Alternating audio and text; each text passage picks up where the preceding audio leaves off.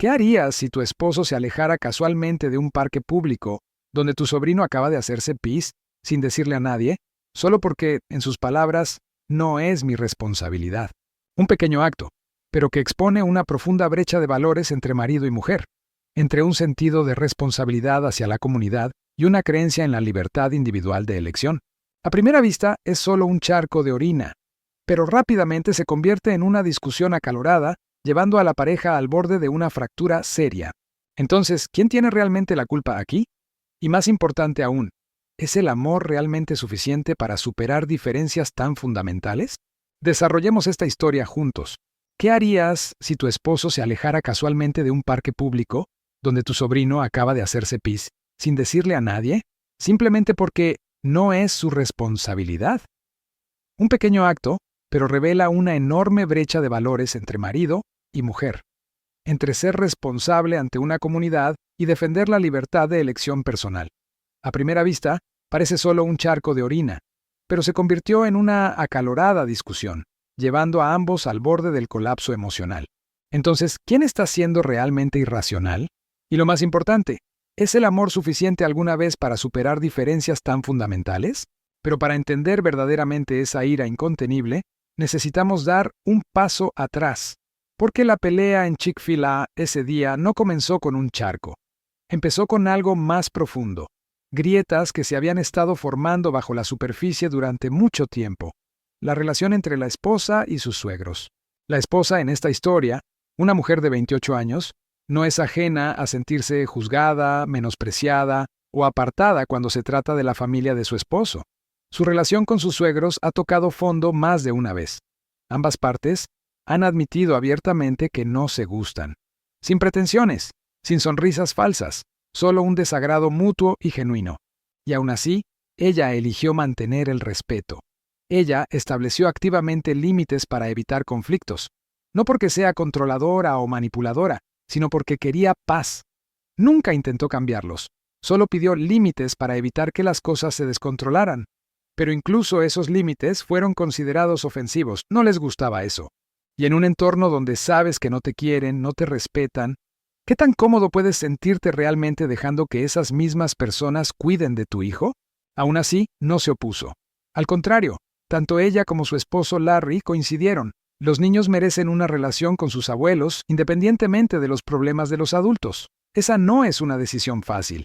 Cualquier padre te diría, dejar que tu hijo esté cerca de personas en las que no confías plenamente es tanto valiente como doloroso. Ella decidió mantenerse al margen de esa reunión familiar. Se apartó intencionalmente, dando a los abuelos espacio para conectar con sus nietos sin que la tensión se interpusiera.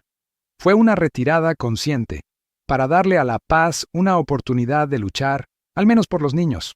Pero en esa retirada, depositó toda su confianza en su esposo. Confiaba en que él sería el punto intermedio, el que asegurara que todo saliera bien. Más importante aún, ella creía que él hablaría si algo salía mal. Y entonces, sucedió. Un niño, el sobrino de Larry, tuvo un accidente y se orinó en el parque infantil de Chick-fil-A. Nadie tiene la culpa. Solo un niño siendo un niño. Pero lo que la sorprendió no fue el accidente, sino cómo Larry y sus padres lo manejaron. Eligieron irse en silencio. Ni una sola palabra al personal, sin advertencia al restaurante de que una zona podría ahora estar insalubre, de que otros niños podrían verse afectados. Y cuando ella preguntó al respecto, Larry respondió fríamente, «No es mi hijo, solo estoy respetando la decisión de mis padres». Esa frase atravesó cada gramo de paciencia que alguna vez había mantenido. No se trataba solo de indiferencia hacia el personal o los futuros niños que jugarían allí. Fue una confesión silenciosa. No diré nada si eso molesta a mi mamá. Y para una mujer que había tragado años de amargura en nombre de la familia, esa era la línea final, la que ya no podía cruzar. Para Larry, podría haber sido una cosa pequeña, un gesto de elección personal, pero para ella era una prueba de confianza, una que fracasó espectacularmente. A menudo pensamos que las grandes discusiones provienen de grandes eventos, pero las heridas más profundas vienen de los momentos más pequeños, una acción, una frase, en el momento exacto equivocado. La historia comenzó de manera sencilla, o al menos, parecía sencilla. Un encuentro casual en Chick-fil-A, donde los abuelos querían ver a su nieto antes de salir de la ciudad. Solo una tarde normal. Niños riendo, el olor de la comida rápida en el aire, el murmullo de las conversaciones. No fue. No porque estuviera ocupada, sino porque quería darle espacio a la familia de su esposo, para que la visita no se viera empañada por los sentimientos complicados que a veces giran entre los adultos. Una decisión tomada por gracia, un paso atrás silencioso, hecho de buena fe. Pero cuando su esposo, Larry, llegó a casa, lo que compartió hizo añicos su calma como si fuera vidrio rompiéndose sobre el azulejo. Lo contó casi sin cuidado, como si fuera un detalle al azar. Ah, sí, pasó algo loco. Mi sobrino se orinó en el patio de recreo, y mis padres no le dijeron a nadie. Se quedó paralizada. Ella preguntó, ¿alguien lo pisó? ¿Alguien lo limpió? Larry respondió, no lo sé. Cuando nos fuimos, el lugar estaba vacío, el restaurante estaba cerrando. Mis padres no pensaron que fuera necesario decir nada. Ella preguntó de nuevo, bueno, ¿le dijiste así a alguien? La respuesta, corta, simple y tan pesada como un martillo estrellándose contra su confianza, fue, no. No pensé que fuera mi responsabilidad. No es mi hijo. En ese momento, lo oyó. Un crujido. El sonido de algo sólido rompiéndose dentro de ella. Ahora imagina esto. Eres madre, esposa, alguien que ha soportado innumerables momentos incómodos con tus suegros por el bien de la paz. Te has echado atrás, te has quedado callada, para que los demás pudieran sentirse cómodos. Dejaste que tu esposo fuera el pacificador. Pero lo que obtienes a cambio es un silencio cobarde, justificado por 2 palabras. No es mío. No culpaba al niño. Es algo que le puede pasar a cualquier niño. Ni siquiera se sorprendió del todo de que los suegros se fueran sin avisar a nadie. Siempre habían puesto su propia conveniencia por encima del resto del mundo. Pero Larry se suponía que debía ser diferente. Larry, el hombre que ella amaba, el que hablaba con ella sobre valores, bondad, sobre un amor que trasciende los prejuicios, el que alguna vez creyó que incluso las acciones más pequeñas debían tomarse con un sentido de responsabilidad hacia la comunidad. Sin embargo, ahora eligió el silencio. Eligió alejarse, eligió mirar hacia otro lado, solo para no molestar a sus padres, o peor, porque en el fondo realmente no le importaba. Cuando Larry dijo, solo estaba respetando la decisión de mis padres, ella se dio cuenta de algo. En su mente, respetar a sus padres ocupaba un lugar más alto que respetar la decencia básica, más alto que proteger a otros niños que podrían jugar en ese espacio, más alto que la responsabilidad de ser un adulto, no siquiera como padre, solo como alguien presente, alguien consciente, alguien que podría haber detenido que algo malo le sucediera a otra persona. Para él, el silencio podría haber significado mantener la paz, pero para ella era complicidad. Fue un fracaso total, no solo como esposo o padre, sino como un ser humano que se supone debe distinguir entre el bien y el mal. Empezó a sentirse enojada, no por un charco de orina, sino porque el hombre en quien confiaba, el hombre en quien creía, no tuvo el valor de defender ni el acto más pequeño de decencia. Cuando su ira finalmente estalló en palabras, no había suavidad ni filtro. Lo llamó un cobarde egoísta. 2 palabras construidas a partir de capas de decepción, silencio y autocontrol. Quizás en ese momento se pasó de la raya, pero ¿realmente estaba equivocada? El accidente de un niño podría haberse solucionado fácilmente, con solo una palabra al personal. Pero el colapso de la brújula moral de uno, cuando alguien elige no hacer nada en nombre de respetar las decisiones de los demás, eso es mucho más difícil de arreglar. El silencio no significa inocencia. A veces, quedarse en silencio ante una injusticia es lo más peligroso de todo, y ese silencio, empujó a un matrimonio ya tensado por los compromisos un paso más cerca de la confrontación.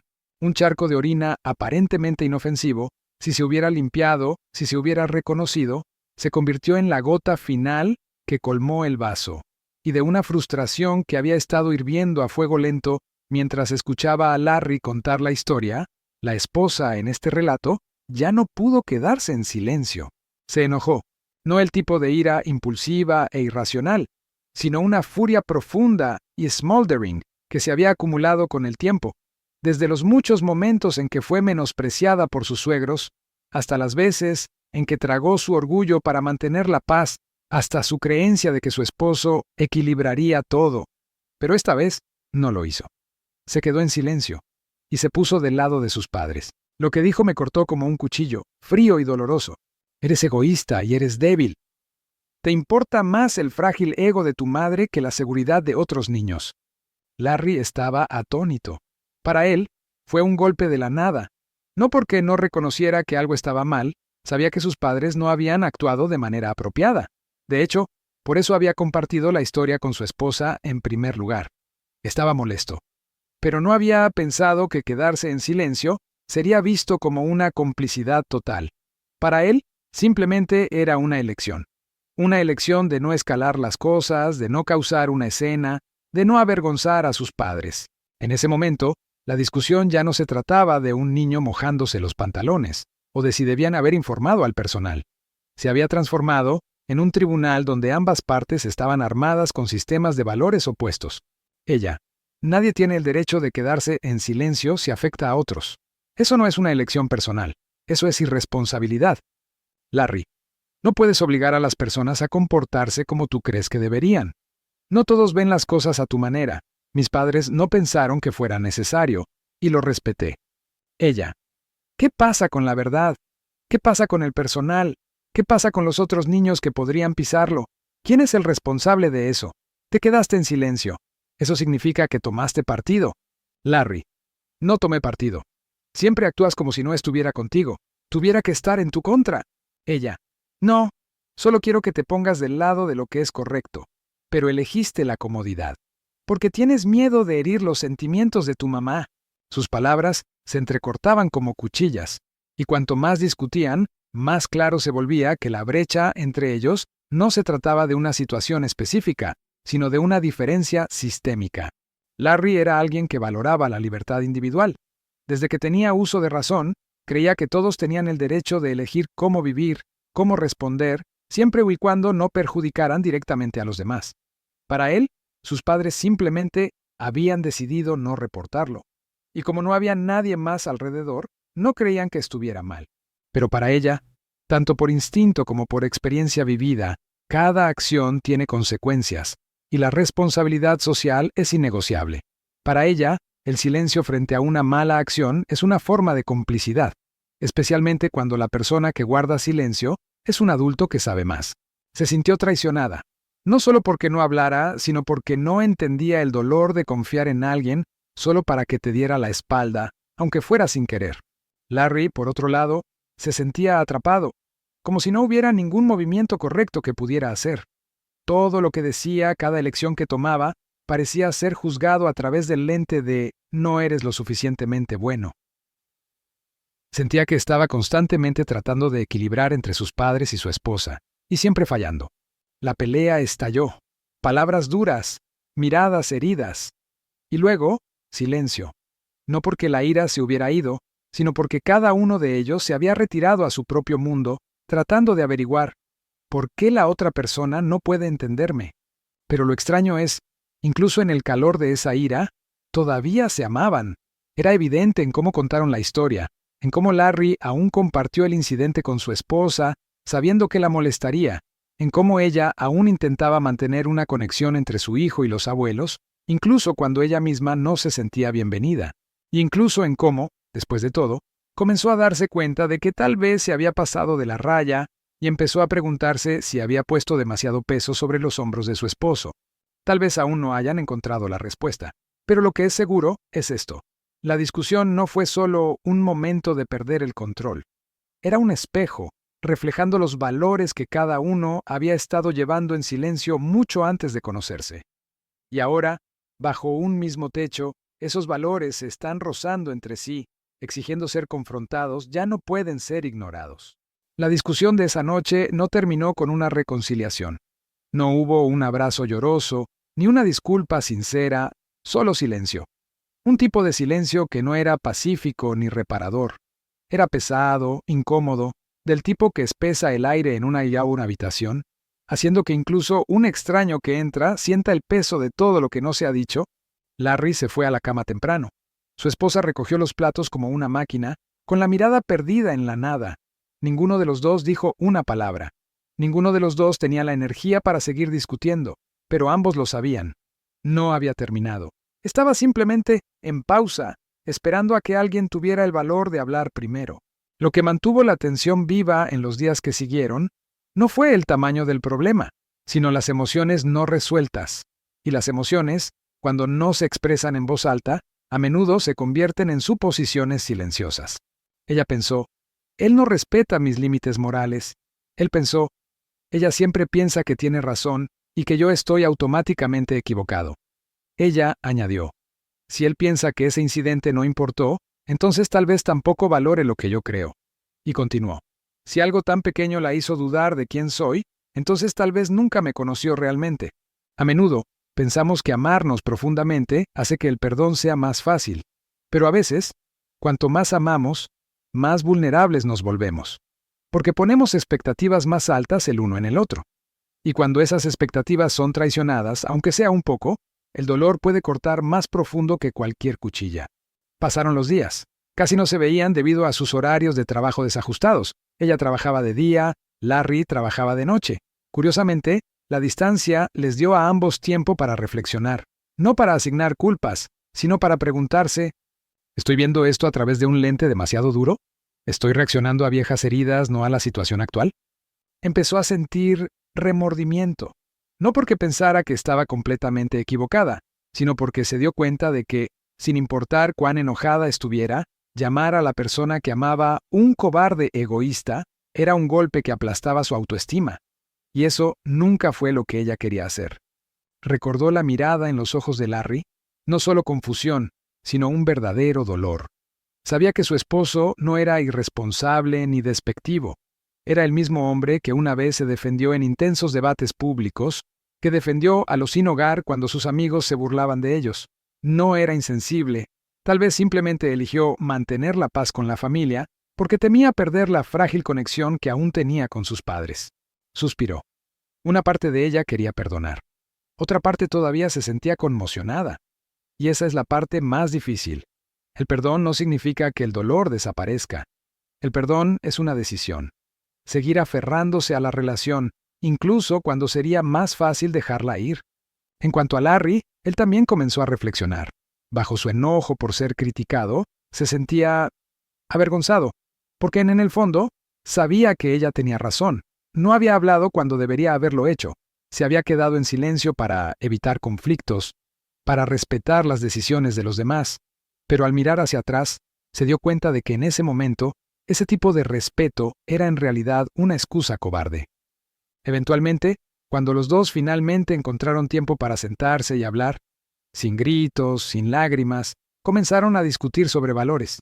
Ya no estaban tratando de ganar. En cambio, se preguntaron, ¿por qué te pareció tan importante ese momento?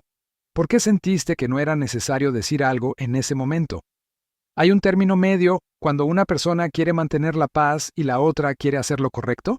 La conversación duró mucho tiempo, no para resolver todo de una vez, sino para reabrir la puerta a entenderse nuevamente. Y luego dijo algo.